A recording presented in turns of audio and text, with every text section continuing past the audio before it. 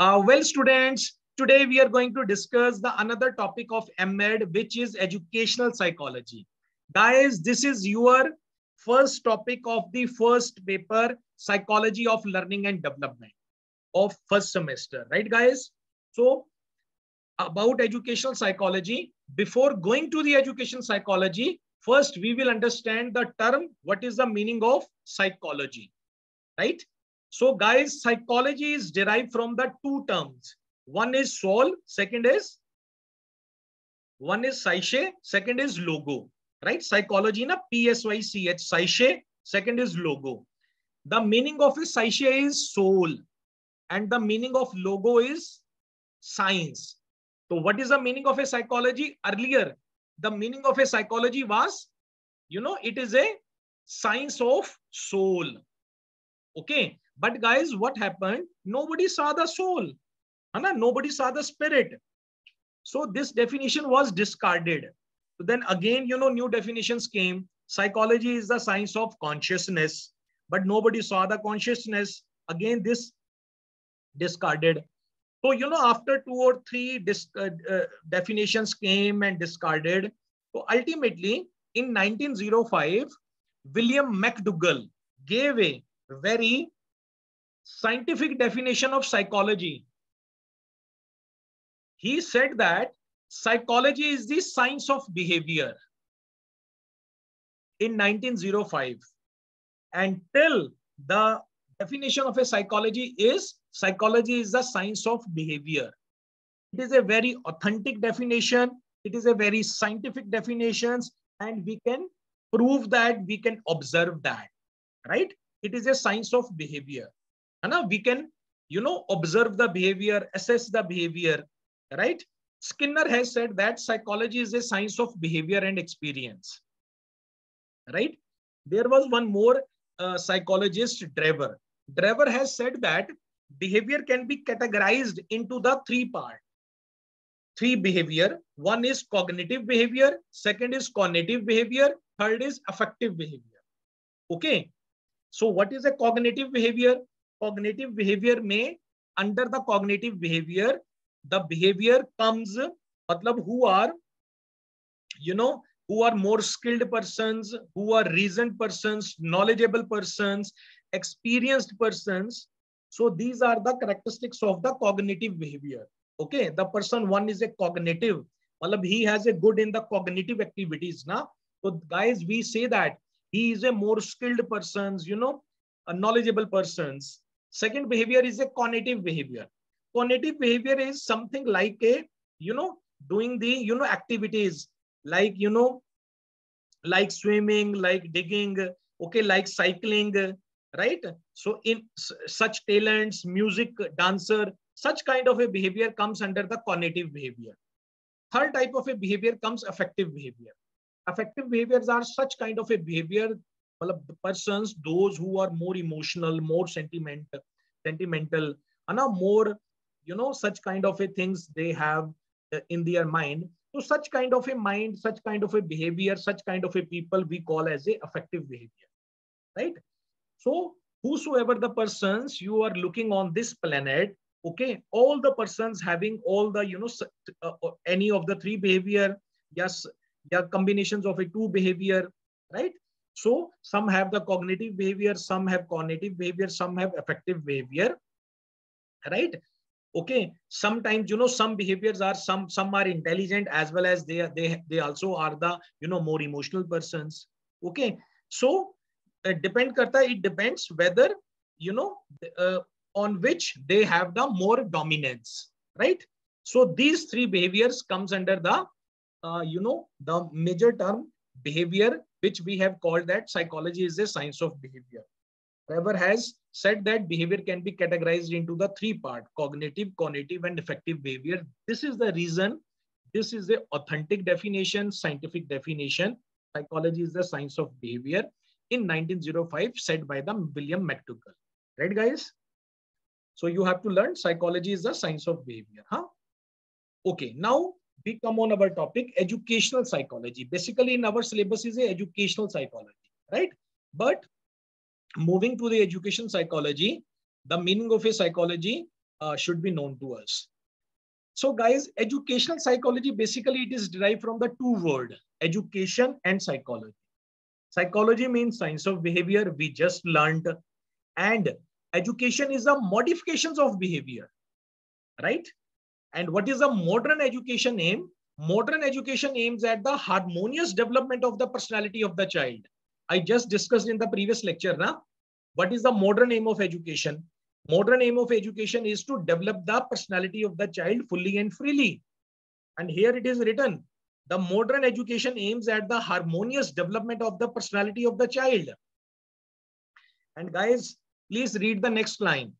It is the task of the schools and the teachers to create such situation where the personality can be developed freely and fully.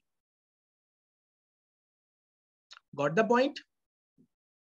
So this is your responsibility. This is the responsibility of the teacher. This is the responsibility of the principal to create. I'm not saying, education psychology is saying, right? To create such type of a situation where the personality can be developed fully and freely. But how you will develop such kind of a situation? Because you are unaware.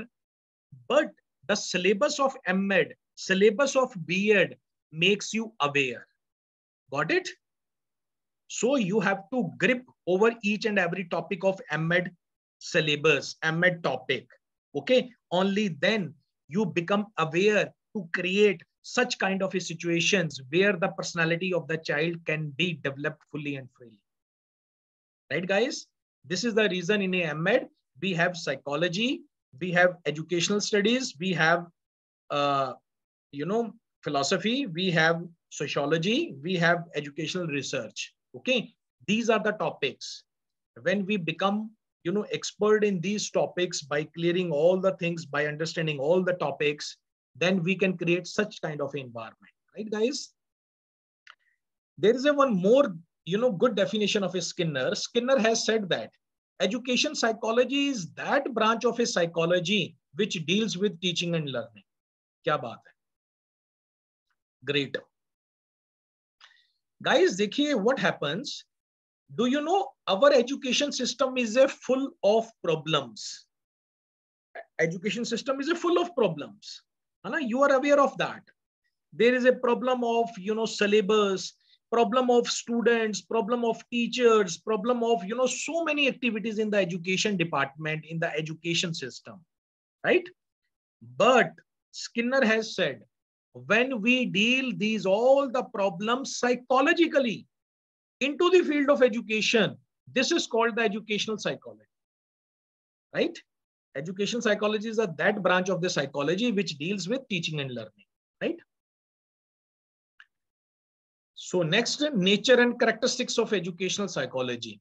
We must understand nature and characteristics of educational psychology, right? This book, this topic is educational psychology, not psychology, right? It means we have to talk about all the education processes, teaching and learning psychology. So number first, education psychology is an applied branch of fundamental psychology. So guys, what is the meaning of a applied branch? Applied branch is the application. We have to work, right? This is a it talks about action, education psychology. Number second, education psychology is the science of behavior of the learner and the learning process in the learning situation, right? Education psychology, number third, is comes from the two field, combines two fields. One is education and one is psychology. Clear to us. Number four, education psychology is a scientific study of human behavior in educational situation. This is the most important. Student, you can underline. I request to all of you, you should have a copy and pen during my lecture. Okay. So that now when I'm delivering the lecture, so it is on the flow. So you can write the important things. Okay. Well, later on, you will miss it. Right, guys? Or later on, you can watch on the YouTube. Right? So it depends on you. So it is a scientific study of human behavior in educational situation. You have to see the, observe the human behavior in education situation. It is education psychology. Next is, it is concerned with these factors, principles and techniques which relate to the various aspects of a child's growth and development. Okay. It means, guys, you should know the various factors which influences the child's growth and development, right? So first of all, you should know about the growth, development, child's growth and development, various factors which affects the child's growth and development, right? So it is talking about to understand the mind of the student. What is a psychology? What is the meaning of psychology? The meaning of a psychology is a manovigyan, है to know the mind of others. This is called a psychology. And what is the role of a teacher and principal? To know the mind, to study the mind of the another persons by sitting in his cabin, in her cabin, right? Once you get this kind of a capability, then you can say that you have done the MEd and you have become a good educator, right, guys? And next is that it is the application of a psychology into the field of education. We have just discussed. Next, need and importance of a education psychology for teacher. This is the most important, guys. Most important. Okay. So how the education psychology is beneficial for us? Number first, it offers various strategies and methods which help the teacher to understand the student psychology. To learn the psychology of the student is a very difficult, right? Means if you don't learn the psychology of student, you cannot teach. Guys, trust on me. You cannot teach in the class. You cannot effectively teach in the class. This is your misconception. You say that today you have taught very well. It can be your misconception. Okay. How this misconception would be removed? When the result of the student will come, when student grasps fully your lecture, then you can say that you have taught a very good lesson in the class. And to teach very good lesson in the class, you have to understand the psychology of the student first. So this education psychology helps us to understand the mind of the student, right? Next, second, it aids the teacher, means it helps the teacher to study ability, interest, intelligence, need, and adopt different techniques of teaching for effective communication. Okay. So, when we'll go to the syllabus of education psychology in deeper way, we will come to know that ability, interest, intelligence. Okay. Means of today, if we know the meaning of intelligence, okay, only then we can understand the student mind. If we are not aware of the intelligence, if we are not aware of the IQ level, okay, whether the intelligence is a heredity based or the environmental based, okay, so only then, guys, we can understand the mind of the student fully, and by which, and after that, we can make our teaching learning efficient or effective. Number third, why the need and importance of education psychology for teachers? It deals with the topics such as learning, growth and development, intelligence, personality.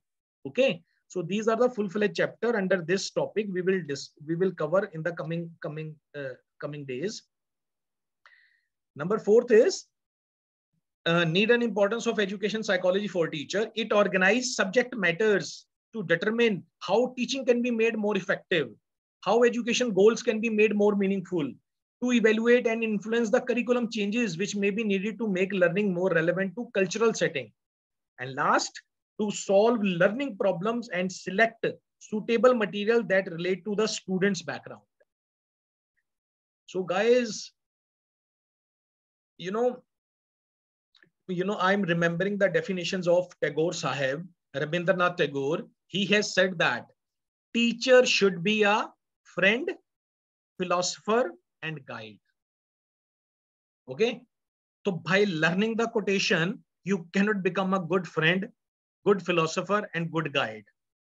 how you will become a good friend, good philosopher, and good guide when you will adopt these all the embedded syllabus in your mind, right guys? So only then you become able to understand the mind of the student. You can manage all the things, okay, and you can take the work from the students as well as from the teachers, right? So next we talk about the scope of educational psychology, right guys? So scope of education psychology covers the topic human behavior.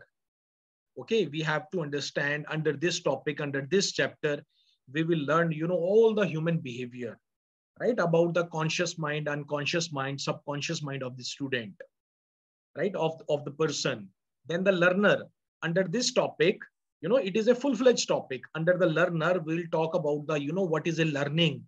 What are the factors affecting the learning? What are the theories of learning?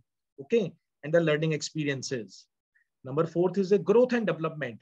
So under this topic, we'll talk about what is growth, what is development. Okay, matlab emotional development, sociological development, cognitive development of a adolescent. We will learn under the growth and development. The teacher, under this topic, we will talk about the teaching strategies, various teaching models, phases of teachings, okay, even the levels of teachings. There are 3 levels of a teaching, the memory level, understanding level, and the reflective level. Okay, we'll learn. Under the heredity and environment, we'll learn how the heredity and environment affects on the child's growth and development. Personality, it is a full-fledged chapter of the personality. We'll come to learn about the personality. Okay, what are the determinants of the personality? Okay, what are the assessment of the personality? Individual differences, right?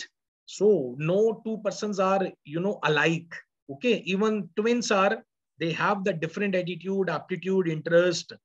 Okay, intelligence and its measurement. Under this, we'll come to learn that various types of intelligence theories like Spearman theory, Thurston theory, okay, and then the guidance and counseling. So guys, these all the topics, all the chapters is in our MEd syllabus and comes under the scope of educational psychology, right? So today we are just discussing only the educational psychology, right? In the coming class, okay, we'll go, ahead, right? So these are the, important long answer question and short answer questions, okay, usually comes in the exams, right guys? You can see and, you can, tick mark on this, right guys? So thank you so much guys for this lectures of education psychology. This is a, today was the, first lecture of this class. So that's why, in a short, okay, I have explained you about the educational psychology. So first topic is covering about educational psychology, right guys? So thank you so much for this class. So we see in the syllabus, right? And we tick mark on the educational psychology and I show you, in the syllabus also. Thank you so much guys. So first of all, I'm going to stop the recording, right?